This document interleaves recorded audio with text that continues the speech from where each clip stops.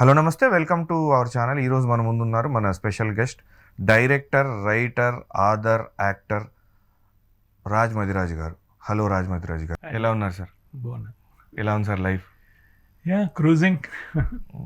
Present ఏంటి sir, novel రాస్తున్నారా, acting చేస్తున్నారా, డైరెక్షన్ చేస్తున్నారా? Acting is a parallel stream అది. So it's not like a project. Direction కానీ లేకపోతే రాయటం కానీ. ఇప్పుడు పుస్తకం రాస్తున్నాను యాక్చువల్గా నావల్. ఇంతకుముందు అంటే ఒక 5 years బ్యాక్ నేను సిరా అని ఒక పుస్తకం రాశాను. ఓకే. ఆ పుస్తకానికి అది ఇట్స్ ఏ 2.0 సెకండ్ వర్షన్ అనమాట. సో అదే క్యారెక్టర్స్ తోటి వేరే కేసు తీసుకొని చేసేదాన్ని. లీగల్ రిలీజ్ ఎప్పుడు అవుతుంది సార్ బుక్?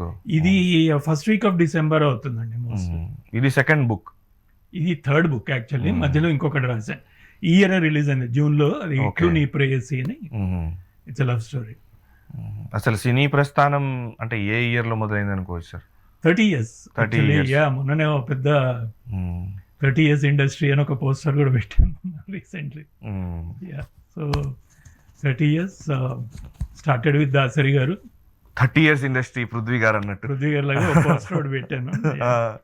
30 years అంటే నాకు అడగొచ్చో లేదో, మీ ఏజ్ ఎంత ఉండొచ్చు సార్? ఐఎమ్ 55. అసలు మీరు ఎక్కడ కూడా అది కనిపించట్లేదు. రంగు తీసేస్తే కనిపిస్తాను. అంటే అంకుల్ దగ్గర నుంచి, అంకుల్ మూవీ, ఏవిఎస్ గారి అంకుల్ మీ సినీ ప్రస్థానం మొదలైంది. దాని ముందు 5 ఏళ్ల క్రితము I did as an AD to Dasari Narayana గారు, అసిస్టెంట్ డైరెక్టర్. సో అక్కడ ప్రస్థానం అంటూ స్టార్ట్ అయింది అక్కడ. ప్యారలల్ గా ఆయనతో చేస్తున్నప్పుడే రైటింగ్ అలవాటు అయింది. దాని తర్వాత 2000లో ఏవిఎస్ గారి ప్రొడక్షన్ లో డైరెక్టోరియల్ డెబ్యూ అంకుల్ అనే సినిమా. అంకుల్ నుంచి మొన్న వచ్చిన హ్యాష్ట్యాగ్ కృష్ణారామ దగ్గర మీ సినీ ప్రస్థానం ఉంది. దాదాపు ఎన్ని మూవీస్ డైరెక్షన్ చేశారు? 6 movies చేశారు. ఓకే. అంటే మూవీ టు మూవీ కొంచెం గ్యాప్ వచ్చిందా ఎట్లా? అంటే ఇక్కడ మనకు ఫాస్ట్ గా తీయటానికి ఇదేంటంటే కమర్షియల్ ప్లాట్ఫామ్ ఒకటి ఉంటుంది. సో మీది కమర్షియల్గా అంటే జనరల్గా ఒక ఇండస్ట్రీలో కానీ జనాల్లో కానీ ఒక వైబ్ ఇవ్వాలి, అది కమర్షియల్ వైబ్ ఇవ్వాలి. నా మూవీస్ ఇనీషియల్గా ఇవ్వలేదు ఆ వైబ్. అండ్ అది కాక నా ఫస్ట్ మూవీ నుంచి సెకండ్ మూవీకి దాదాపు 10 ఏళ్ల గ్యాప్ తీసుకున్నాను. అంటే అంకుల్ నుంచి ఋషి 2000లో వస్తే 2012లో ఋషి వచ్చింది. ఈవెన్ నేను వెళ్ళి ప్రొడ్యూసర్లను కలవటానికి కూడా 10 ఏళ్ల గ్యాప్ తీసుకున్నాను.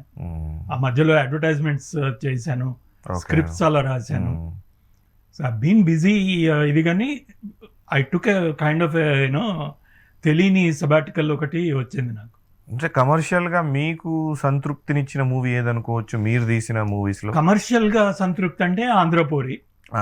అది నా థర్డ్ ఫిల్మ్. అది పూరి జగన్నాథ్ గారి అబ్బాయి. దానికి ముందు తీసిన మూవీ ఋషి అనే సినిమా నాకు అన్ని రకాలుగా కూడా సంతృప్తి అనేది, నిజంగా ఒక రైటర్ గా, డైరెక్టర్ గా ఒక మంచి పేరు, ఒక చూసుకొని ఇది నా ప్రోడక్ట్ అని చెప్పుకోవటాను, గర్వంగా చెప్పుకోవడానికి ఉంటుంది. ఆ మూవీకి మంచి నంది అవార్డు కూడా వచ్చింది. నంది అవార్డు వచ్చింది. చాలా ఈవెన్ బెస్ట్ డైరెక్టర్ అవార్డ్స్ కూడా వచ్చాయి దాదాసాహెబ్ ఫాల్కే ఫిల్మ్ ఫెస్టివల్. మంచి పేరు అయితే వచ్చింది, మంచి పేరు వచ్చింది. And it gave me a confidence. 10 ఏళ్ల తర్వాత తీసిన సినిమా అది, 10-12 ఏళ్ల తర్వాత తీసిన సినిమా. సో చాలా ఏమంటారు దాన్ని, భయంతో తీస్తాం కదా. రైటింగ్ కూడా మీరే? నేనే మొత్తం స్క్రిప్ట్, డైలాగ్స్ కూడా మొత్తం నేను. I love to do that. అదొక యూనిక్ కాన్సెప్ట్ కదా sir movie. Medical very unique concept. అవును, మెడికల్ బ్యాక్గ్రౌండ్ లో దాని ఆ క్యారెక్టర్ కూడా చాలా కొత్త క్యారెక్టర్. అంతవరకు ఎవరు అటువంటి క్యారెక్టర్ ఎక్స్ప్లోర్ చేయలేదు. తర్వాత అర్జున్ రెడ్డి సినిమా వచ్చాక చాలా మంది పోల్చారు దాంతో. అవును, అంటే మెడికల్ బ్యాక్డ్రాప్ లో ఉన్న క్యారెక్టర్. మంచి డైలాగ్ ఉంటుంది, మెడిసిన్ ఒక తపస్సు, డాక్టర్ ఒక ఋషి. అండ్ దాన్ని అతను ఫస్ట్ ఫ్రేమ్ నుంచి లాస్ట్ ఫ్రేమ్ వరకు దాన్ని తీసుకెళ్లే తీరు, ఐ మీన్ తపస్సు చేయటం అంటే ఏంటి అనేదాన్ని మనం అంటే కళ్ళు మూసుకొని భజన, ఐ మీన్ ధ్యానంలో కూర్చోటమే కాదు తపస్సు అంటే.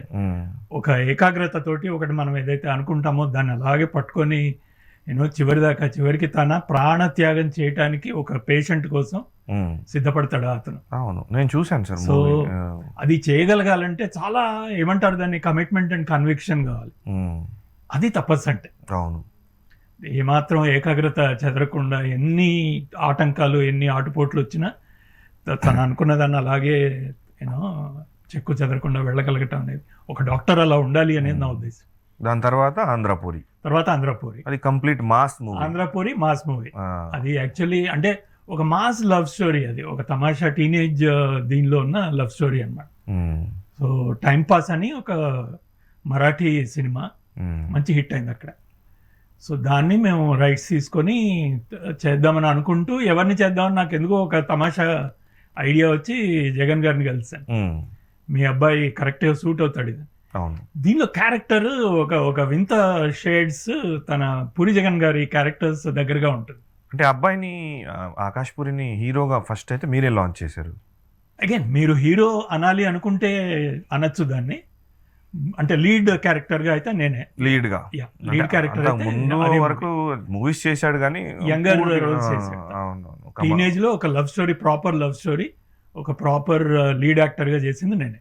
కమర్షియల్ గా అయితే కమర్షియల్ సక్సెస్ ఇచ్చింది, కమర్షియల్ గా డీసెంట్ సక్సెస్. అవును. తర్వాత అయితే 2 చేశారు, అయితే 2.0 తర్వాత చేశాను.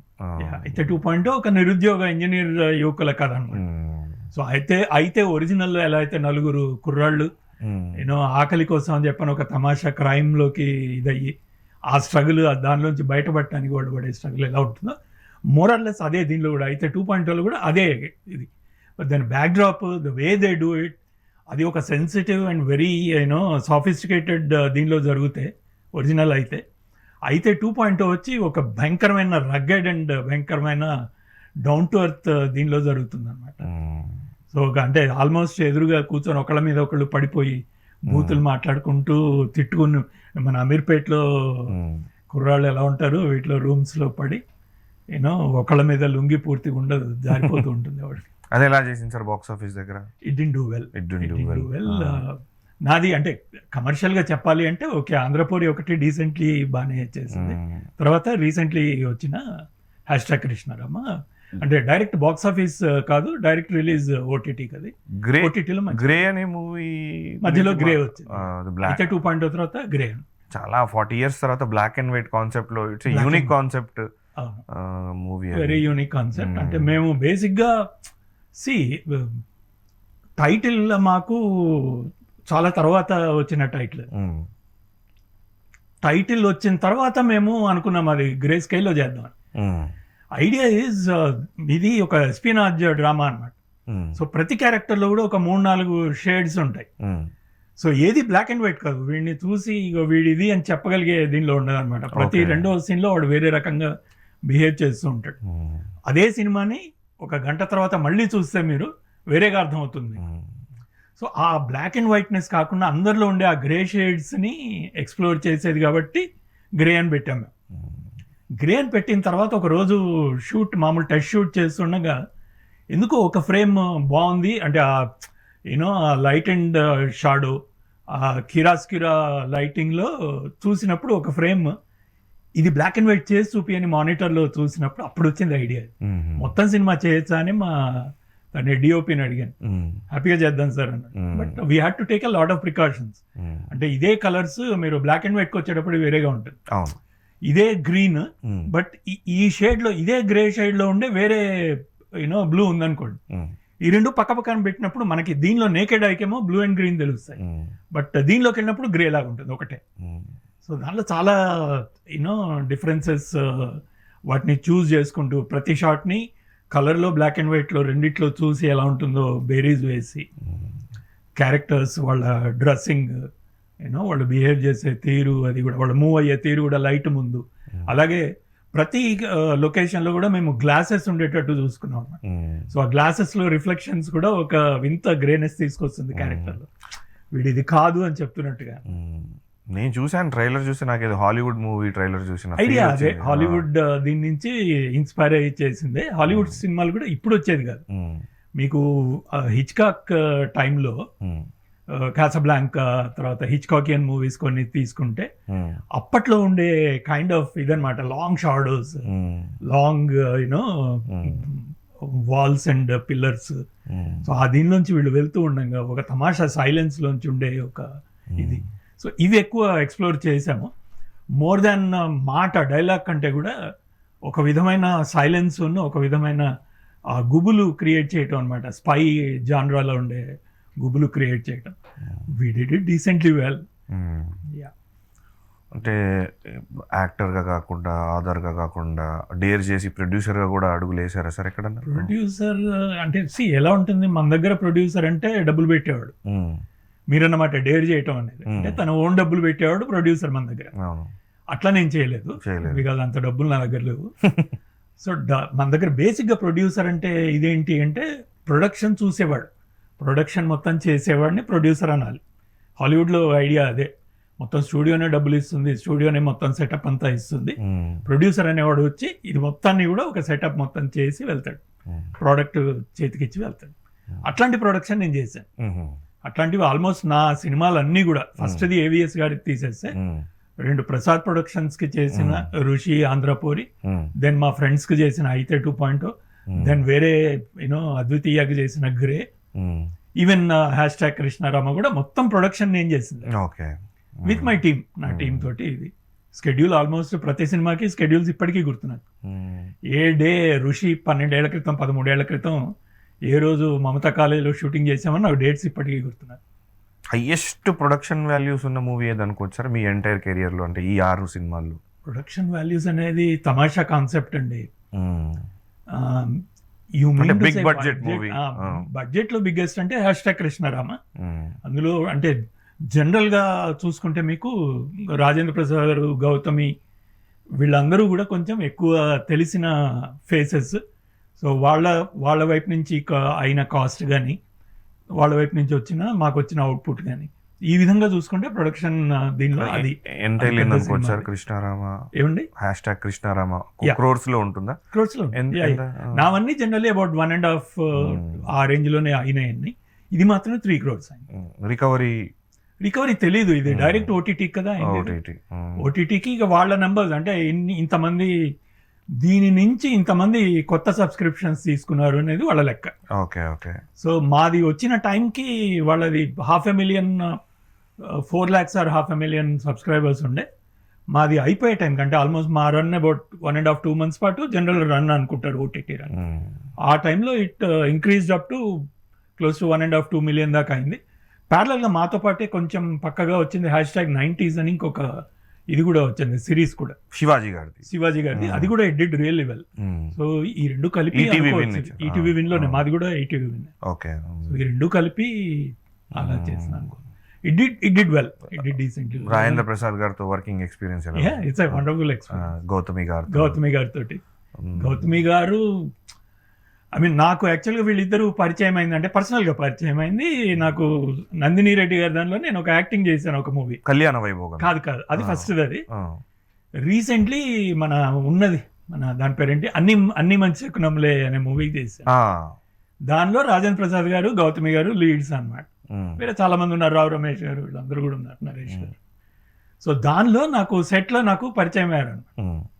సో నందిని గారు, she introduce me to Rajendra Prasad గారు అండ్ గౌతమి గారు. సో తను director, actually rights lot of stories and అలాంటి మాకు స్టోరీ చెప్పమని అలా చెప్పింది అనమాట. అయితే నేను భయంగానే చెప్పాను, గౌతమి గారు she look like A 40-year-old lady or maybe 35. Senior actor but look ఏమో అలా లేదు ఆవిడకి. She look very young. Rajendra Prasad గారు చాలా చేశారు, యంగ్ అండ్ ఓల్డ్. ఆయన యంగ్గా ఉన్నప్పుడే ఓల్డ్ క్యారెక్టర్స్ కూడా చేశారు. ఆయనతో నాకు ఇది లేదు కానీ ఈవిడ చేయగలరో లేదో అన్నట్టు. సో అడిగితే నేను ఒక అమ్మమ్మ క్యారెక్టర్ ఉంది, మరి చేస్తారా మీరు అని అడిగాను. అడిగితే రోల్ నచ్చితే చేస్తాను అన్న. సో దెన్ ఆమెకు చెప్పాను. అంతకుముందు రాజేంద్ర ప్రసాద్ గారికి చెప్పున్నా అనమాట. సో నేను ఆవిడకి చెప్పబోయే ముందు రోజు రాజేంద్ర ప్రసాద్ గారు ఆవిడకి చెవిలో ఊదారు, ఇది వదులుకోకి ఈ క్యారెక్టర్, దిస్ విల్ బి మళ్ళీ నీకు మంచి లాంచ్ ప్యాడ్ అంటే విన్నారు ఆయన. ఆమె వినంగానే ఇమ్మీడియట్లీ షీ గాట్ కనెక్టెడ్. ఆ తర్వాత నుంచి ఇక ఫాస్ట్గానే అయింది. వాళ్ళిద్దరూ ఆన్ బోర్డ్ అవ్వగానే ఈటీవీ వాళ్ళకి చెప్పాను అనమాట. బాపినీడ్ గారి అప్పుడు ఆయన విన్నారు ఎక్కువ స్టోరీస్, ఆర్ఎఫ్సీలో ఆయన వింటుండే అప్పుడు ఈటీవీ విన్కి. సో ఆయనకు చెప్పాను. ఆయన చెప్పగానే వీళ్ళందరూ కూడా they're all like on board on the first narration. It's a very different story అనమాట. అంటే బాగా తెలిసిన స్టోరీ మనకి. మా గురువు గారు ఒక 10 సినిమాలు ఈ దీనిలో తీసుంటారు, పిల్లలకి దూరమైన పెద్దవాళ్ళ కథ. అది బాగా చూసి తీసి ఉన్న స్టోరీ అది. ఈవెన్ రీసెంట్లీ మేము చేద్దాం అనుకున్న టైంకి నట సామ్రాట్ని రీమేక్ చేశారు రంగమార్తాండ అని, మన ఈయన కృష్ణవంశీ గారు. సో స్టోరీగా ఆ పాయింట్గా పాతదే, బట్ దాన్ని కొత్తగా ఎక్కడ చెప్పాం మేము అంటే, దూరమైన పిల్లలు అంటే వీళ్ళ ఫ్యామిలీ నుంచి వీళ్ళ పిల్లలు ఎక్కడో ఒకళ్ళు న్యూజిలాండ్లో, 2 అమెరికాలో ఉంటూ వీళ్ళకి 16 మంది ఫ్యామిలీ మెంబర్స్ ఉన్న నెలకొకసారి మాత్రమే అందరూ కలిసే వీడియో కాల్ ఉంటుంది. ఆ వీడియో కాల్లో ఏంటి, వీళ్ళు ప్రతి వీడియో కాల్లో ఫస్ట్ ఒకసారి అందరూ హలో నానమ్మ, హలో అమ్మమ్మ, హలో అనుకుంటారు. ఆ తర్వాత నుంచి వీళ్ళు సైలెంట్ ఉంటారు, వాళ్ళు మాట్లాడుకుంటూ ఉంటారు. సో అది అక్కడికి వచ్చేటప్పటికి వీళ్ళలో ఉండే ఒక యాగనీ అనమాట. ఆ యాగనీలో దీనిలో వీళ్ళకి అర్థమయ్యేది ఏంటంటే, వీళ్ళని కలవాలంటే సోషల్ మీడియాలో ఉండాలి మనం. సో పిల్లల కోసమని సోషల్ మీడియాలోకి వెళ్తారు. సోషల్ మీడియాలోకి వెళ్ళి ఉత్తి కృష్ణరామ అంటే బేసిక్గా మన దానిలో ముసలి వాళ్ళు అయిపోయిన తర్వాత మీకు ఏమీ ఇక చేయటానికి ఏం పని లేదు, కృష్ణరామ అనుకుంటే ఇంట్లో కూర్చోండి అంతే. సో అందులో అనుకోకుండా వీళ్ళ పేర్లు కూడా కృష్ణవేణి రామతీర్థ అన్నమాట. సో అలా కృష్ణరామ అనుకున్న వాళ్ళు దీనిలోకి వెళ్ళి వైరల్ అయ్యి #కృష్ణరామ అవుతారు. అది concept, that's the concept and everybody loved it. చూసిన వాళ్ళందరూ ఇప్పటికీ కూడా నాకు మెసేజ్లు వస్తూనే ఉంటాయి. 30 Weds 21లో చేసిన అమ్మాయిని అనన్యనేమో ఒక, అంటే వాళ్ళు ఆబ్వియస్లీ దూరం ఉన్న దీనిలో వీళ్ళ ఇంట్లో పేయింగ్ గెస్ట్ లాగా ఒక అమ్మాయి ఉంటుంది, మనోరాలు కాదు అమ్మాయి కాదు, బట్ అమ్మమ్మ అంటూ ఉంటుంది. ఎంతగా దగ్గర అవుతుందంటే వాళ్ళకి చివరికి పిల్లలు వచ్చి వీళ్ళ గురించి గొడవ పడుతుంటే వాళ్ళని నిలదీస్తుంది అనమాట. మీరు చూసుకోలేకపోయినా నేను చూసుకుంటాను అమ్మమ్మ వాళ్ళని, నాకే ఇష్యూస్ లేవు, అంత దగ్గర అవుతుంది. సో ఐ మీన్ అంటే ఈ జనరేషన్ లో బంధాల గురించి, దూరం అవుతున్న అనుబంధాల గురించి, వాటి గురించి ఇంకా మీరు దే సే కదా, మనది youngest country in the world అంటారు. Because younger population between 18-19 to 35 ఉన్నవాళ్ళు మన దేశంలో ఆల్మోస్ట్ 70% ఆఫ్ ది పాపులేషన్ అని అంటారు. So that's a huge population across the world. So అంటే మన దగ్గర ఒక వెల్త్ క్రియేషన్ టైం అది. ఈ వెల్త్ క్రియేషన్ టైం మన దగ్గర ఉన్నంతగా ఏ కంట్రీలో లేదు అని గొప్పగా గర్వంగా చెప్పుకుంటాం మనం. బట్ జరుగుతుంది ఏంటి అంటే, ఫ్యామిలీలు అందరూ కూడా ఈ ఏజ్లో వెళ్ళిపోతున్నారు బయటికి, మైగ్రేట్ అయ్యి వెళ్ళిపోయి చివరికి ఇంట్లో మిగులుతుంది ఎవరు, only parents, old people. So ఆ విధంగా మనది యంగెస్ట్ కంట్రీ కాదు, ఓల్డెస్ట్ కంట్రీ అని చెప్పడం. యాక్టర్గా మీరు బాగా హ్యాపీ ఫీల్ అయిన మూవీ సంతృప్తి అంటారు కదా, ఇట్ స్టార్టెడ్ విత్ కళ్యాణ వైభోగమే, డౌట్ లేదు. కళ్యాణ వైభోగమే నాకు బోత్ ఒక ప్లాట్ఫామ్, ఒక రికగ్నిషన్. హీరోయిన్ ఫాదర్ మీరు, హీరో ఫాదర్, శౌర్యాస్ ఫాదర్. దానిలో మోర్ ఇంపార్టెంట్ ఏంటంటే, నా క్యారెక్టర్కి, నా బయట నేను ఎలా అయితే ఉంటానో, నా కూతురు నన్ను ఫ్రో అని పిలుస్తాను. Fro is a father who is a bro అని అన్నమాట. సో నేను నాకు నువ్వు పెద్దన్నవి నువ్వు అన్నట్టుగా ట్రీట్ చేస్తుంది నాకు. భాషన్ అట్లా లెక్చర్ ఇస్తుంటుంది. దానిలో కాదు, నా నిజ జీవితంలో I have a daughter. So తను ఒకతే పాప, షీ ఈస్ 21 నౌ. సో దాదాపు about when she was teenage 13-14 years ఉన్నప్పటి నుంచి ఫ్రో అని పిలుస్తుంది అనమాట. సో నా బయట నేను ఉండే క్యారెక్టర్ అదన్నమాట. చాలా ఫ్రెండ్లీగా ఉంటారు మీరు. ఫ్రెండ్లీగా ఉంటాను, ఎక్కువ నచ్చబెట్టను. ఏదన్నా పంచుకోవాలనుకున్నా సరే తనది మొత్తం వింటాను నేను. అలాగే typical parent of a teenager నేనే కాదు, in fact my wife also. So we trained her in such way. So అదే క్యారెక్టర్ దీనిలో కూడా, కళ్యాణ వైభోగంలో కూడా అదే క్యారెక్టర్ అయ్యేటప్పటికి మేబీ నేను యాక్టింగ్ చేయాల్సిన అవసరం ఎక్కువ రాలేదన్నమాట. బయట జీవితంలో మీ కూతురుతో మీరు ఎలా ఉంటారో ఇందులో కొడుకుతో అలాగే ఉంటాను. So it was easy for me to emote. So అలా కాదు, కొంచెం గట్టిగా ఉండమంటే ఎలా ఉండగలిగేదో ఫస్ట్ సినిమాకి. అందులో ఒక సీన్ ఉంటుంది, పెళ్లి మీద ఒక మంచి డైలాగ్ ఉంటుంది అనమాట. చాలా పెద్ద లెంగ్దీ స్పీచ్ అది. చెప్పండి సార్, వీలుంటే షార్ట్ గా చెప్పండి. పర్లేదు, అది ఎగ్జాక్ట్ గా అదే వర్డ్స్ చెప్తే కానీ బాగోదు అది. అది నాకు గుర్తులేదు సరిగ్గా, గుర్తు కూడా కాదు. కరెక్ట్గా చెప్పాలంటే, అంటే పెళ్ళంటే సాంప్రదాయం ఇది, అంతేగాని ఒక ఇది కాదు, సెలబ్రేషన్ కాదు, ఆడంబరాలు కాదు. చివరికి మన దీనిలో వచ్చి మనల్ని ఎవరో విస్తరాకేసి మన పెళ్లిలో మనకి వడ్డిస్తారు. మనం ఎందుకు చెయ్యం ఆ పని? మన పెళ్లి, మన ఇంట్లో జరుగుతున్న పెళ్లికి మనం విస్తరాకేయాలి కదా అని చెప్పనేది లక్ష్మీభూపాల్ గారు గొప్పగా రాశారు డైలాగ్స్. సో ఆ స్పీచ్ చెప్పటానికి లక్ష్మీభూపాల్ గారు రాశారు. సో ఆ స్పీచ్ చెప్పటానికి అది చెప్పి వినిపించాలి, జనాలు కూర్చొని వినాలి అంటే ఒక స్టేచర్ ఉన్న యాక్టర్ కావాలి. ఒక ఆల్రెడీ తెలిసిన యాక్టర్, ప్రకాష్ రాజ్ గారు, రావు రమేష్ గారు, వీళ్ళెవరో చెప్తే బాగుంటుంది అనేది ఒక ఇది. ఆమె చాలా ధైర్యం చేశారు ఆమె. ఇన్ఫ్యాక్ట్ నేను ఒక రోజు అడిగాను కూడా, అంటే నేను చేస్తున్నాను అన్న తర్వాత దీన్ని ఏమన్నా మార్చారా మీరు ఈ డైలాగ్స్ని, తగ్గించారా లేదా? లేదండి, యాజ్ ఇట్ ఈజ్ ఉంచాము, మీరు జెన్యున్గా if it's not working out then ఎడిట్లో చూసుకుందాం అన్నట్టుగా ఉంది. But you did well. మీకున్న సాన్నిహిత్యం వల్ల ఆవిడ మిమ్మల్ని లాంచ్ చేయడం జరిగింది? తెలియదు అసలు, నేను మా ఇద్దరికి పరిచయం ఏం లేదు. నేను అయితే 2.0 పోస్ట్ ప్రొడక్షన్లో ఉన్నప్పుడు. నందిని గారికి మిమ్మల్ని ఇంట్రడ్యూస్ చేయాలి స్క్రీన్ మీద తెలియదు అసలు. ఆమె మన సునీత చౌదరి గారని, షీజ్ ఇదనమాట కాస్టింగ్ డైరెక్టర్. సో ఆవిడని అడిగారట, ఒక యూనో పక్కింటి ఫాదర్ లాగా ఉండేటట్టు, ఓ మంచి స్మైల్, ఒక ఎండియరింగ్ బిహేవియర్, పర్సనాలిటీ ఉన్నవాళ్ళు ఎవరైనా ఉంటే చెప్పండి. ఎక్కడో చూసారు ఫొటోస్, అలా పంపించారు. నెక్స్ట్ వచ్చేస్తే అప్పట్లో కూడా ఉండేవాడు, ఒక స్ట్రిక్ట్ క్యారెక్టర్, టెరిఫిక్ రోల్ అనుకోవచ్చు. ఒక ఉన్న 3 సీన్లే కానీ మెయిన్ క్రికెట్ సీన్ ఉంటుంది, క్రికెట్ సీన్ ఉంటుంది. అలాగే ఐబీలో కూడా, I'm suppose to be the ID director అని. సో ఐబీ డైరెక్టర్ గా నారా రోహిత్ తోటి, అలాగే ఇతన్ని అంటే బేసిక్ అగైన్ స్ట్రేచర్ గురించి వస్తాం కదా. సో తను అన్నది ఏంటి అంటే, మన సాగర్ చెప్పిన మాట ఏంటంటే, సార్ నేను మోహన్ లాల్ గారిని అనుకున్నాను, డ్రెస్ కూడా కుట్టించాను ఆయనకి, ఆయన చెయ్యనన్నారు, తర్వాత కుదరలేదు, ఇట్ డింట్ వర్క్అవుట్, సో మీకు వచ్చాను. అంటే మోహన్ లాల్ ఎక్కడ, నేను ఎక్కడ? అదేలేండి, అక్కడ ప్రకాష్ రాజ్ లాంటి వాళ్ళని ఊహించుకొని నేను ఊహించుకోవటం. అది ఇక్కడ మోహన్ లాల్ గారు చేస్తాను అని చేయకుండా వెళ్ళిపోయారు, తర్వాత కుదరలేదు అనేది. సో ఆయన రోలే కాదు, ఆయన బట్టల్లో నేను ఫిట్ అవ్వాలి కదా. ఏదైనా వర్సటైల్ యాక్టర్స్ వదులుకున్న రోల్సే మీరు చేశారనుకోవచ్చు సార్. అక్కడే వదులుకోలేదు, కళ్యాణ వైభోగంలో ఎవరు వదులుకోలేదు, కానీ ఆ రేంజ్ ఉన్న actors. So point is, if Sagar Chandra directors నన్ను ఆ స్టేచర్లో ఊహించగలిగారు ఫస్ట్ లోనే, నా దీనిలోనే అనేది నా ఏమంటారు దాన్ని, అదృష్టం అనమాట. ఇంకా నెక్స్ట్ ఉన్నది ఒకటే జిందగీ, కిషోర్ చేసినట్లు మంచి. తర్వాత చాలా చేశాను, మజ్ను చేశాను, తర్వాత మజ్నులో కూడా అంతే, father character, it's a quick 2 scene. Okay.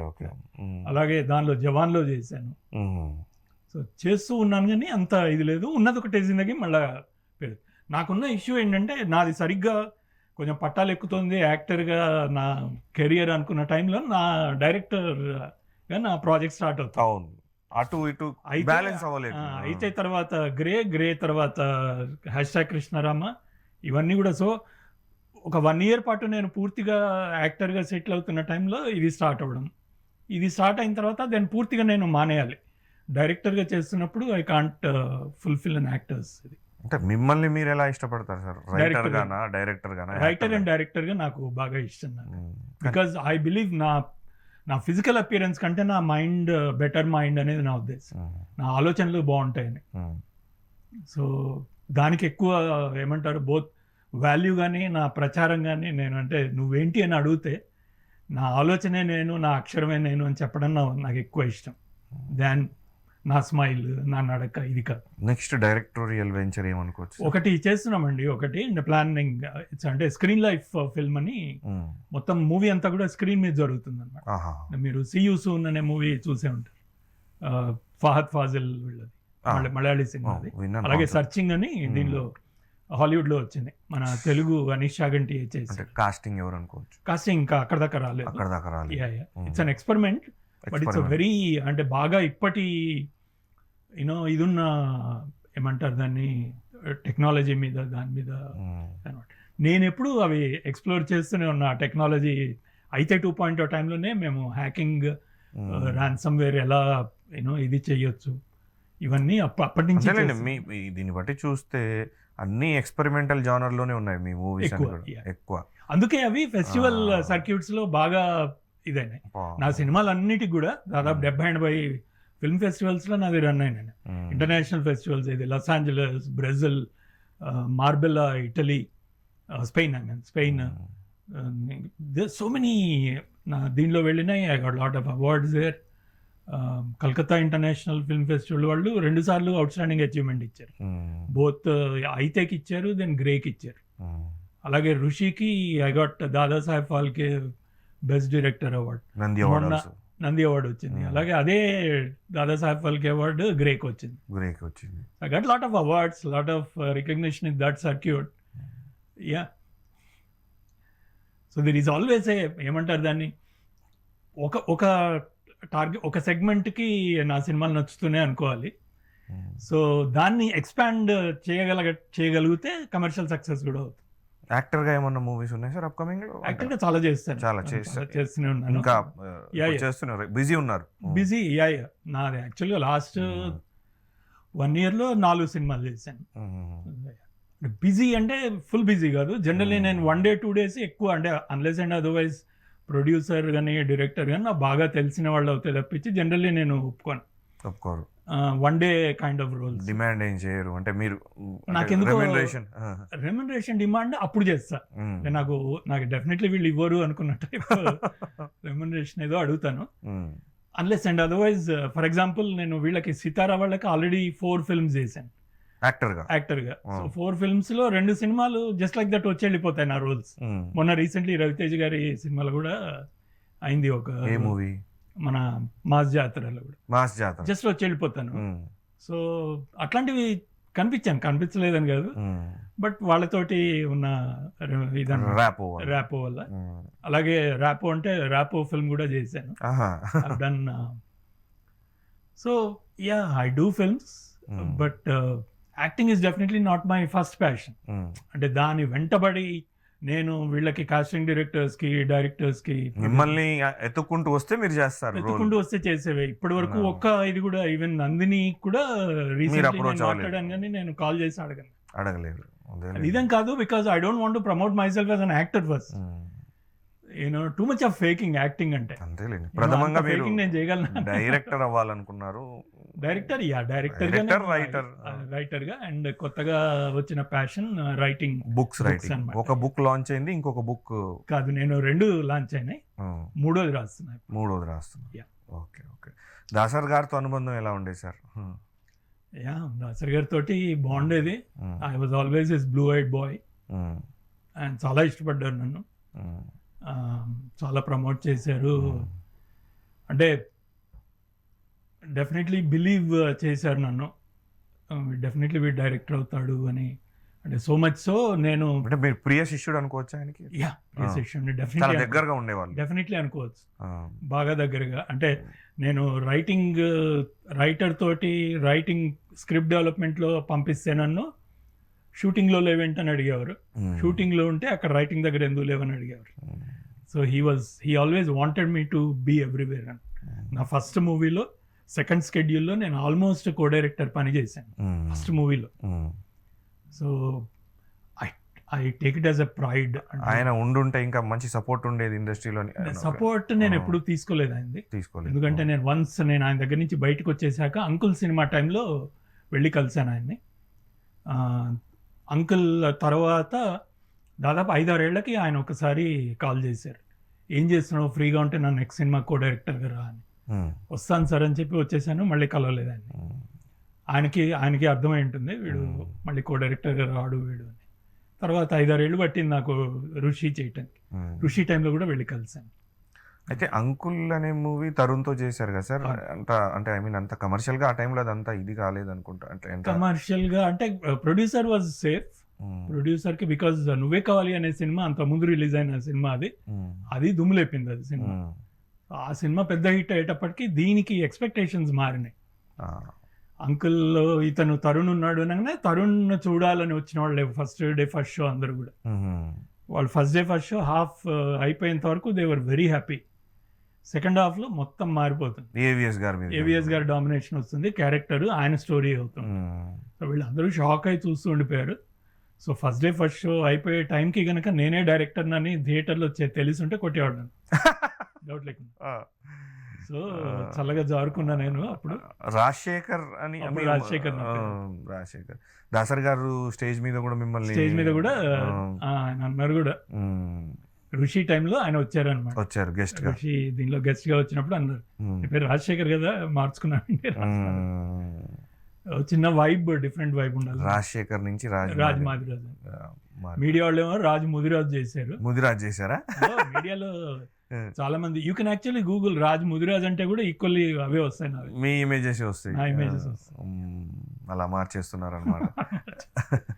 చాలాసార్లు చెప్పాను నేను, దే డోంట్ కేర్, వాళ్ళు ఏమనుకుంటే అదే చేస్తారు. అదేలేండి. ఇంకా ఇప్పుడు ఇంకా ఫ్యామిలీ బ్యాక్గ్రౌండ్ ఏమనుకోవచ్చు సార్ ఎట్లా? I have a wife and a daughter. అది మా పేరెంట్స్ వచ్చి, నా ఫాదర్ ఆయన he was a executive engineer in ఇదనమాట. ఖమ్మం అండి. ఖమ్మం అంటే ఖమ్మం అండ్ నా బ్రాటప్ అంతా పాల్వంచలో. నాన్నగారు అక్కడే KTPS లో ఇంజనీర్ గా చేసేవారు. ఓకే. ఆ తర్వాత ఇక్కడికి వచ్చాం, హైదరాబాద్ వచ్చేసాక it's been almost 37-38 years.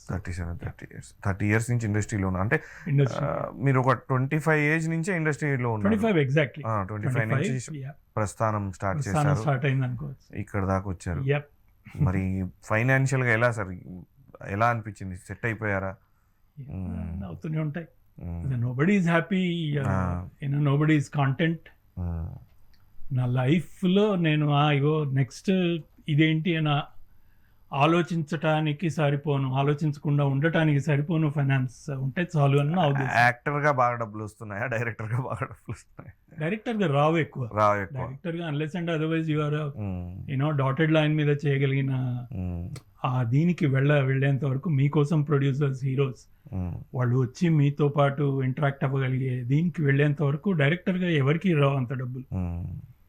So it's always a project. ఆ ప్రాజెక్ట్లో మీరు as they say, how well did your last project do?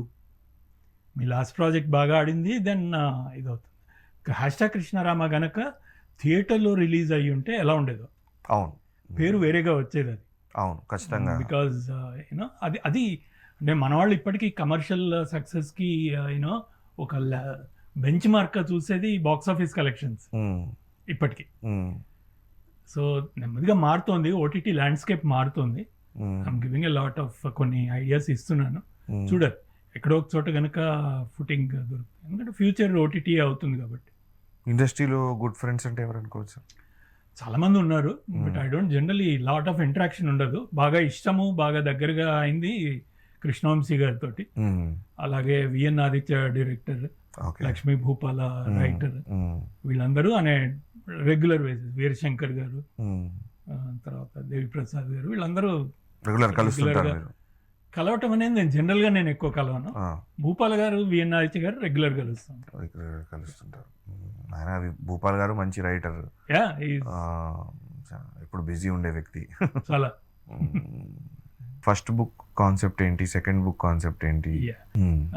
జాంగ్రిషమ్ books అంటే చాలా ఇష్టం నాకు. జాంగ్రిషమ్ అంటే almost he was a lawyer who wrote law books అన్నమాట. ఫిక్షనే, ఆల్మోస్ట్ ఒక 40-50 బుక్స్ రాశాడు ఆయన. చాలా చదివాను, బాగా ఇష్టం నాకు అది, కోర్ట్ రూమ్ డ్రామాస్. సో ఆ జానర్లోనే లీగల్ స్టడీస్ నుంచి మొదలుపెట్టి తన గురువునే ఫైట్ చేసే లీగల్ స్టూడెంట్ స్టోరీ ఒకటి రాశా అనమాట. అది దాని ఇదేంటంటే కార్పొరేట్ ఎడ్యుకేషన్ ఉంటుంది కదా, మన ఇంటర్మీడియట్ కాగానే IITలు 1-1-2-2 అనే ర్యాంకుల గురించి. సో వాళ్ళ మీద వాళ్ళు అంటే పిల్లలు ఆ ప్రెషర్ని తట్టుకోలేక సూసైడ్స్ చేసుకున్నారు చాలా మంది. 40-50 మంది సూసైడ్ జరిగినాయి 2 ఏళ్లలో. అది ఎవరు మాట్లాడలేదు దాని గురించి. అట్లాగే క్లాస్ రూమ్లో వాళ్ళని నించోబెట్టి వాళ్ళని అవమానించి ఒక పెద్ద హాల్లో ఒక 200 మందిని పంపించి చదివించి, ఇట్లాంటివి చాలా ఉన్నాయి. హాస్టల్స్ అయితే దారుణంగా ఉండేవని. సో దీన్ని నేను ఇది చేస్తూ ఒక బుక్ రాశాను అనమాట, సిరా అని. సిరా అంటే సిద్ధరామయ్య ఇన్స్టిట్యూట్స్ అది. సో దాని మీద బుక్ రాశాను. అది 2019లో రిలీజ్ అయింది. యాక్చువల్లీ November 19th అది రిలీజ్ అయింది కూడా. సెకండ్ బుక్ అది ఫస్ట్ అది ఇట్ డిడ్ వెల్. దాని తర్వాత లాస్ట్ ఈ ఇయర్ జూన్లో అంటే ఆల్మోస్ట్ 6 ఏళ్ల తర్వాత రెండో బుక్ రాశాను. ఈ మధ్యలో నాకు 2 సినిమాలు రిలీజ్ అయినాయి. సో దాని తర్వాత ఇప్పుడు మన జూన్లో రాసింది ఇట్లు నీ ప్రేయసి అని. అది కూడా ఒక తమాషా, కాపీరైట్ లా మీద ఇది ఉంటుంది అన్నమాట. అంటే లెటర్స్, నేను మీకు ఒక లెటర్ రాస్తాను, లేదా ఒక అమ్మాయి ఒక అబ్బాయికి లెటర్ రాస్తే ఆ లెటర్ అనే దాని కాపీరైట్ అమ్మాయి చెందుతుందా అబ్బాయిదా అని ఆ పాయింట్ మీద ఉంటుంది అనమాట. It's a love story, but దానిలో ఒక చిన్న ట్విస్ట్, కాపీరైట్ దీని మీద. సెకండ్ అప్కమింగ్ బుక్ అది కాదు, అది ఆల్రెడీ రిలీజ్ అయింది. అప్కమింగ్ బుక్ వచ్చి అది సిరా 2 అది సిరా 2 ఫస్ట్ బుక్ ఏదైతే రాసినో దాని ఒక కైండ్ ఆఫ్ సీక్వెల్ అది. అంటే అదే క్యారెక్టర్స్ తోటి అదే గురు శిష్యుల దీన్ని మన ఇప్పుడు ఐబొమ్మ కాంట్రవర్సీ ఉంది కదా దాని మీద నాటు సిరా సినీ రాబిన్ హుడ్స్ అనమాట సిరా అంటే. ఆ మధ్య కాలంలో ఏదో కాంట్రవర్సీ మీద ఏదో విన్నాను, వీడియో కాంట్రవర్సీ టాలీవుడ్ డైరెక్టర్ ఏదో అన్నారు వాళ్ళు. థంబ్నెయిల్స్ చూసాను, డైరెక్టర్ ఒక వీడియో చేశాను. నాకు ఇష్టం ఏంటి అంటే నేను వెరీ యాక్టివ్ ఆన్ ఫేస్బుక్ లో నేను గత అబౌట్ 12 ఏళ్లుగా బాగా బిజీగా ఉన్నాను. లాస్ట్ అబౌట్ 5-6 years లో కొన్ని 100 పోస్టులు పెట్టుంటాను, రకరకాల పోస్టులు. దానికి ఒక తమాషా ఆడియన్స్ కూడా ఉన్నారు, దానికి రీడర్స్ ఫాలో అయ్యాడు. నేనేం చేశా అంటే ఒక వీడియో ఒకటి పెట్టాను. అంటే కొడుకుని కూతుళ్ళ పట్ల ఎలాంటి మైండ్ సెట్ తోటి పెంచాలి అని చెప్పడం కోసమని నేను కొంచెం ఒక రియల్ కేస్ సినేరియో లాగా ఒక చిన్న సోషల్ ఎక్స్పెరిమెంట్ లాగా చెప్పాను. అంటే ఒక ఫాదర్, ఒక రిచ్ ఫాదర్ తన కొడుకు రేప్ కేసులో అరెస్ట్ అవుతే తన డబ్బులు ఖర్చు పెట్టి రీచ్ని ఉపయోగించి అతన్ని బయటికి తీసుకొస్తాడు బెయిల్ మీద. ఇంటికి రాగానే ఆ కొడుకు ఇతనితోటి ఫాదర్ తోటి అంటాడు అనమాట, నాన్న నీ అండ గనక ఇలా ఉంటే నేను ఎన్ని రేపులైనా చేసి తప్పించుకోగలను. అనగానే ఇతను నిజంగా కదిలిపోయి ఇతను ఏం చేయాలో అర్థం కాక జడ్జికి ఒక కన్ఫెషన్ వీడియో చేస్తాడు ఇతను ఫాదర్. ఆ వీడియో అనమాట అది. నేను ఏం చేశాను, డైరెక్ట్గా నేనే ఆ క్యారెక్టర్ అన్నట్టుగా, నా పేరు కోదండరామ, నేను ఇలా ఇది చేశాను అన్నట్టుగా చెప్పాను. సంజయ్ రెడ్డి నగర్ పోలీస్ స్టేషన్లో ఇలా కేసు రిజిస్టర్ అయింది, దీనికి సంబంధించిన ఇది నేను, నా కొడుకు ఇలా చేశాడు, వాడిని షూట్ చేసి పారేయండి అని చెప్తాడు అనమాట. మూవీ ప్రమోషన్ కోసం చేశారు అని ఒక టెలివిజన్ ఛానల్ వాళ్ళు ఇష్టం వచ్చినట్టు మాట్లాడారు. నేను జనరల్లీ రోడ్డు మీదకి ఎక్కి నేను ఫైట్ చేసే రకం కాదు. నేను ఏం చేయాలి, జనరల్గా ఇప్పుడున్న ట్రెండ్ ఏంటి అంటే అలా మాట్లాడిన వాళ్ళ మీద నేను ఎదురు ఇంకోటి ఏదో మాట్లాడి నేను దాన్ని పెంచాలి, సో దట్ నాకు వ్యూస్ పెరిగేవి. నాకు 10 మంది తిట్టేవాళ్ళు, బట్ ఇంకో 10 మంది మెచ్చుకునేవాళ్ళు. నాకు ఐఎమ్ ఓకే విత్ ఇట్. అలా చేయాలి. నేను చాలా మంది చేస్తుంది అది, నాకు అది ఇష్టం లేదు నాకు. ఎందుకంటే నేను ఏదైతే పర్పస్తో చేశాను, నేను ఇచ్చిన పర్పస్ ఏంటి, ప్రతి 5 నిమిషాలకి మన దేశంలో ఒక రేప్ జరుగుతుంది. దానికి మేజర్ రీజన్ ఏంటి అంటే మన కొడుకుల్ని మనము సరిగ్గా పెంచట్లేదు. కొడుకుల్ని కనుక సరిగ్గా పెంచుంటే వాడు ఆ కొడుకు వాడు తనతో పాటు చదువుకోవటానికి వచ్చిన అమ్మాయిని రేప్ చేస్తాడు. వాడు తనతో పాటు కంబైన్ స్టడీస్ కోసం, అంటే చిన్నప్పటి నుంచి కలిసి పెరిగిన వాళ్ళు ఎట్లా చూడాలి ఆ అమ్మాయిని. అలాంటి మైండ్ సెట్ ని మనం పెంచుతున్నాం మనము. అది మనం కరెక్ట్ కాదు అని చెప్పిన దాన్ని వాళ్ళు దాన్ని ఒక ట్విస్ట్ ఇచ్చి దరిద్రమైన దీంతో ప్రొజెక్ట్ చేశారు. జనాలు ఏం చేశారు, జనాలు ఫస్ట్లో అసలు నీలాంటి అద్భుతమైన ఫాదర్ ఉంటే అందరికీ ఇదవుతుందా అది ఇది. నా ఒకతనైతే చెప్పాడు అనమాట, ఈ వీడియో చూపించి నా కూతురికి చెప్పాను, ఇన్నాళ్ల పాటు నువ్వు నా గురించి ఏమనుకుంటున్నావు తెలియదు కానీ ఈ రోజు నుంచి నేను నీతో ఉంటానమ్మా అని చెప్పాను నా కూతురికి అని అన్నాడు. అతను ఈ కాంట్రవర్సీ అయిన తర్వాత అతను దాని కింద కామెంట్ ఏం పెట్టాడంటే, నేను ఇంకొక వీడియో చేశాను, ఐఎమ్ సారీ నా ఉద్దేశం ఇది కాదు ఇది అని చెప్పని పెడితే దాని కింద అతను పెట్టాడు, నువ్వు మోసం చేసావు నన్ను అని పెట్టాడు. ఏ విధంగా మోసం చేసినట్టు, నీ కూతురికి ఇప్పుడు వెళ్ళి ఏమన్నా చెప్పావా నువ్వు, నేను లేనమ్మా సారీ నీతో పాటు ఉండలేను నేను అని చెప్పావా నువ్వు ఏమన్నా. So what kind of world are you in, ఏ విధంగా మారుతోంది అనేది అర్థం చేసుకోవడం కోసమే నేను చేసిన సోషల్ ఎక్స్పెరిమెంట్ ఏమో, నేను మా పిల్లల్ని ఎలా పెంచాలి, కొడుకుల్ని ఎలా చేయాలనేది నేను ఒక యాంగిల్లో చేస్తే, అసలు ఈ ప్రపంచంలో ఎలాంటి ఇది చెయ్యాలి, వీడియోస్ ఎలా చేయాలి, దాన్ని ఏ విధంగా మనం బ్యాకప్ చేసుకోగలగాలి అనే విధంగా అయింది ఆ సోషల్ ఎక్స్పెరిమెంట్. నాకు తిరిగి కొట్టింది. మోర్ దాన్ ఫ్యూ మిలియన్ మంది చూశారు దాన్ని. దానివల్ల మనకి ఏమైనా డ్యామేజ్ ఏమీ కలదు, ఏమవుతుంది ఎవరు మన దగ్గర ఉన్న అడ్వాంటేజో డిసడ్వాంటేజో ఏంటంటే, మన షెల్ఫ్ లైఫ్ మైండ్లో చాలా తక్కువసేపు ఇప్పుడు మంది. ఒక ఇష్యూ వచ్చింది అంటే ఒక మాట అంటే మ్యాక్సిమం 2వ మాట అంతే, అంతకంటే దాని గురించి ఆలోచించేంత తీరిక ఓపిక మనకు లేవు. We move on very very quickly. Pahalgam attack అయింది అన్న తర్వాత కూడా విత్ ఇన్ 2 days మనం దాన్ని మర్చిపోయాం. దాన్ని మళ్ళీ ఒక పిఎం మాట్లాడుతూ ఉండాలి, ఇంకొక వీళ్ళు మాట్లాడుతూ ఉండాలి, లేకపోతే ఇష్యూ లేదని చెప్పని అపోజిషన్ వాళ్ళు చెప్తూ ఉండాలి. ఎవరో ఒకరు దాని గురించి దాన్ని హాట్గా ఉంచాలి. అందుకని ఈ చెత్తవాగుడు అంతా వస్తుంది మనం బయటికి. అవును, దీన్ని హాట్గా ఉంచాలంటే ఏం చేయాలి? ఇది నిజంగా మంచిదే అని చెప్పాను కానీ నేను చెప్తే వినరు. దీని మీద ఏదో ఒకటి నెగిటివ్గా చెప్పాలి. That is how the whole world is moving.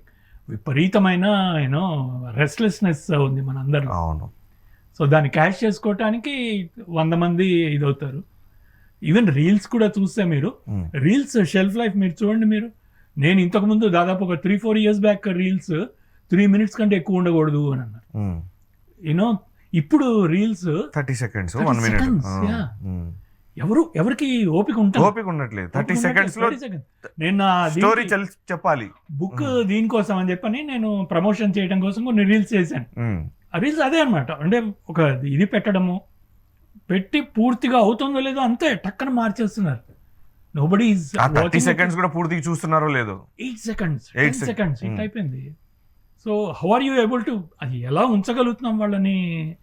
పెద్ద బ్రహ్మ విద్య అది. అందుకే ఇప్పుడు వచ్చే పెద్ద డైరెక్టర్లు అందరూ కూడా ఇప్పటికీ థియేటర్ పక్కన నిలబడటానికి ఒక రీజన్ ఏంటి అంటే, థియేటర్లోకి వచ్చి తలుపులు వేసేస్తే ఇక మీరు అక్కడ ఉంటారు. మీరు ఫస్ట్ మీరు ఒక్కరు కాకుండా, అంటే మీరు మెట్రోలోనో లేకపోతే మీ ఇంట్లో పడుకోనో హెడ్ ఫోన్స్ పెట్టుకొని మొబైల్ చూసుకుంటూ మీ ప్రపంచంలోకి మీరు వెళ్ళటంలా. ఒక థియేటర్లో ఒక 1000 మంది మధ్యలో మీరు ఉంటున్నారు. సో వాళ్ళు నవ్వుతే మీరు నవ్వుతారు. ఇంతకుముందే శివ అనే సినిమా రిలీజ్ చూసి వస్తున్నారు. So it's an experience. ఆ ఎక్స్పీరియన్స్ ఉంటే కానీ నా సినిమా బాగుందో లేదో చెప్పట్లేదు, జనాలు చూడట్లేదు. ఓటీటీలో మీరు ఎంతసేపు చూస్తున్నారు చెప్పండి? సినిమాని పెట్టుకొని యాజ్ ఇట్ ఈస్గా కూర్చొని చూస్తున్నారు. 10 సార్లు లేచి లోపలికి వెళ్తారు, వస్తారు, అది మూవీ అవుతూనే ఉంటుంది. నేను ఒక సీన్ మిస్ అయింది, ఒక డైలాగ్ మిస్ అయింది, I'm okay with it, I don't care. అలా ఉంది ఇప్పుడు మైండ్ సెట్ జనాలు. అంత భయంకరమైన ఒక ఏమంటారు రెస్ట్లెస్నెస్, లేదు అసహనం మనలో. సో ప్రతివాడు కూడా ఒక మాట అనేసేయాలి. ఆ మాటలో నన్ను గుర్తించాలి జనాలు అనేటప్పటికి ఒక వెటకారం, ఆ వెటకారాన్ని చూపించడానికి ఒక పదం, ఒక దారుణమైన మాట అనేయాలి అవతలండి. దానికి ట్రోలింగ్ అని ఇది పెట్టుకున్నాను. నన్నెవడో నేను మాట పెడితే, నేను ఒక పోస్ట్ పెడితే దాని మీద నన్ను వచ్చి వాడు గోశాల కూర్చొని వాడు లాక్ చేసుకొని వాడి ప్రొఫైల్ లాక్, వాడి ప్రొఫైల్ డిపి లేకుండా వాడు వచ్చి నా మీద పిచ్చివాడు అవుతాడు. నెగిటివ్ కామెంట్స్ పెడతాడు. నేను దానికి రియాక్ట్ అవ్వకూడదు. అవుతే నేను నాది తప్పది. చూస్తున్నారు కదా ఏ విధమైన ప్రపంచంలో ఉన్నాం మనం అనేది. సర్కాస్టిక్ సాడిస్టిక్ ప్రపంచం. భయంకరమైన సాడిస్టిక్. నా నెక్స్ట్ మూవీలో ఇది ఉండబోతాను. నేను సోషల్ మీడియా కంటే కూడా ఇంకొక నెక్స్ట్ లెవెల్ కి వెళ్ళబోతున్నాను. యూ విల్ హావ్ అంటే మనుషుల్లో ఉన్న పైశాచిక ఆనందాన్ని దాన్ని చూపిద్దామనేది. అంతేలేండి, ఇన్నర్ ఫీలింగ్ ఏదో. మన మురుగదాస్ గారి గొప్ప ఇదేంటంటే, నేను ఈ స్టోరీ చెప్పిన 20 మంది ఇంక్లూడింగ్ మీ, నేను నాతో కలిపి ఈ సిచ్యువేషన్ లో నేను ఉన్నాను. నేను 2 వైపులా ఉన్నాను. అంటే బాధితుడిని నేనే, బాధ పెట్టిన వాడి పొజిషన్ లో కూడా నేను ఉన్నాను అని అన్నారు అందరు. అంటే చూడండి, కన్ఫెస్ నా అంతటి నేను ఇప్పుడు కెమెరాకి నేను చెప్తున్నాను, నేను కూడా ఇట్లాంటి పనులు చేశాను అని చెప్పని నేను కెమెరాకి చెప్పాలి అంటే ఎంత బయటకు వచ్చి చెప్పాలి నేను? ఇది చెప్పడానికి సరిపోను. ఈ ధైర్యము, ఈ కన్ఫెషన్ చేయగలగటానికి ఇలా 20 మందిలో 20 మంది ఇలా చేశారు అంటే నిజంగా ప్రపంచం ఎలా ఉందో ఆలోచించండి. అంతే. ఒక పెద్ద ఒక 40-50 ఏళ్లుగా ఒక లబ్ధ ప్రతిష్ఠుడైన రైటర్, బాలీవుడ్ రైటర్ జావేద్ అఖ్తర్ అనే అతను ఒక మాట నన్ను అన్నాడు అని ఒక డైరెక్టర్ ఆగలేదు. పిచ్చివాగుడు, పిచ్చి మాట అనేసాడు అతను. ఆగట్లేదు అసలు ఎవరికి కూడా, ఎవరికి ఇదవ్వట్లేదు. ఎందుకు అన్నాడు? పోనీ ఆయన అన్నాడు అంటే దానికి వాల్యూ అది ఇచ్చి ఊరుకుందాము? లేదు. I have to give it back. ఆ గివింగ్ ఇట్ బ్యాక్ లో ఉన్న దీన్ని ప్రపంచం అంతా కూడా దాన్ని చప్పట్లు కొట్టి ఆనందిస్తుంది. పైశాచిక దీన్ని ప్రవృత్తిని ఆనందిస్తుంది. పచ్చళ్ళు అమ్ముకునే ఒక అమ్మాయి జనాల్ని పట్టుకొని పిచ్చిగా తిట్టిపడేసింది, బూతులతో తిట్టింది. ఒక రకంగా ఆ మూమెంట్ చూస్తే ఆ అమ్మాయి మీద అసహ్యం వేసింది నాకు.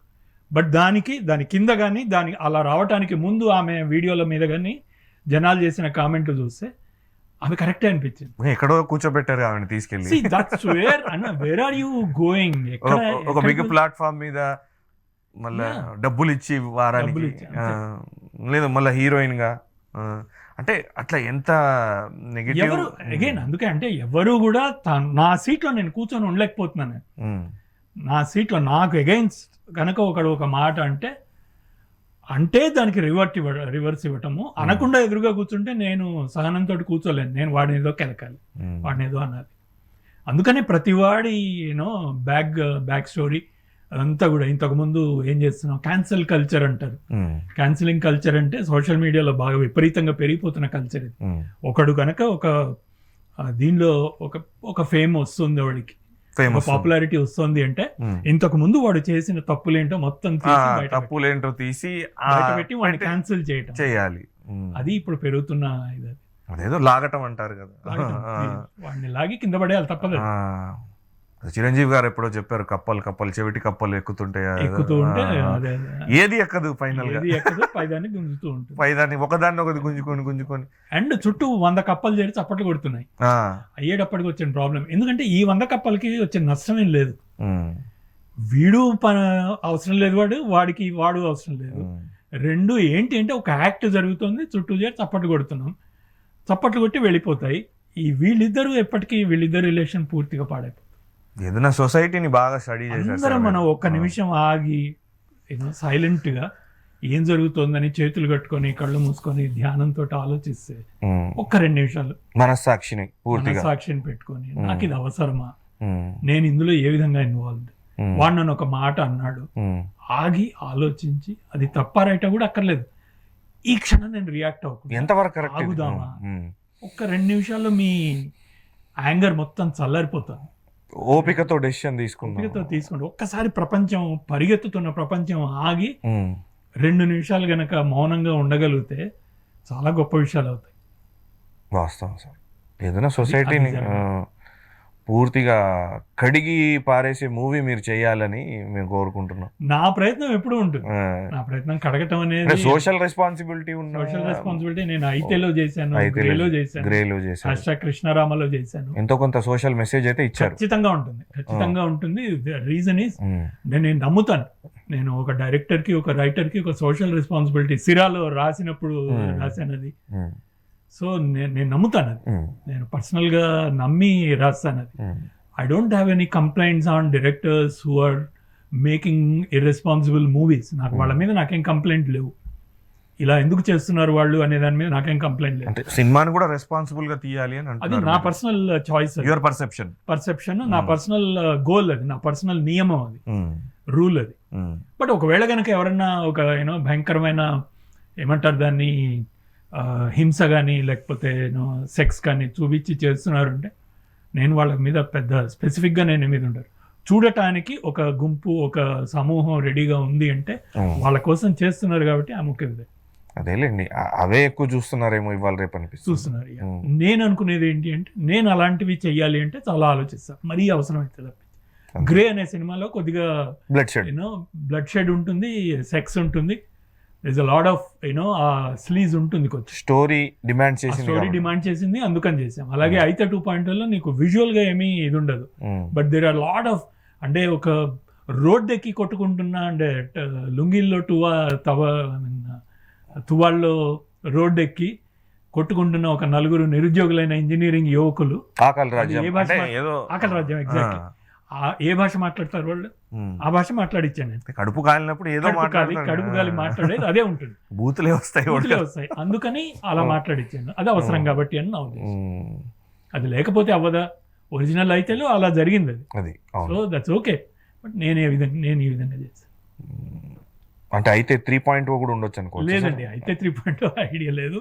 అయితే 2 గనక సక్సెస్ అయ్యి ఉంటే, కమర్షియల్ సక్సెస్ అంటే చేసేవాడేమో. That didn't work out. మేబీ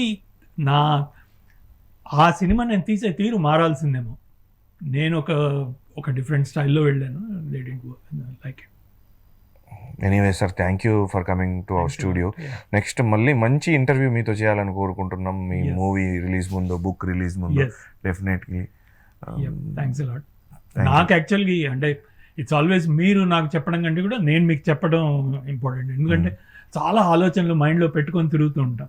కొన్ని ఫేస్బుక్ రాస్తాము, కొన్ని సినిమాలు తీస్తాము, బుక్స్ రాస్తాము, ఏదైనా చేస్తాం. కానీ చాలా ఇవి ఇట్లా కాన్వర్జేషన్లో బయటపడే స్పాంటేనియస్ ఇవి ఉంటాయి కదా, Mm. ఆలోచించి చెప్పేది కాదు అది, స్పాంటేనియస్గా మైండ్లోంచి వచ్చేసే థాట్స్ అవి.